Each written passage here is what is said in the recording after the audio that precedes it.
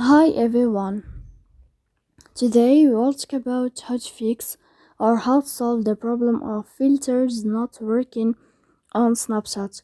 To know how to fix or how to solve the problem of filters not working on Snapchat, you should just go to settings.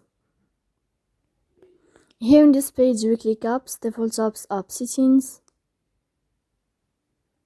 Then this list you will enter to the window or to the app of Snapchat and you click here in this page. Then this list of app unfold, we click on first stop and we click OK. Here we'll enter to the window of storage. Then we click clear cache. Then you can turn off your Wi-Fi.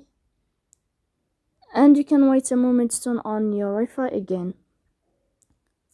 So please don't forget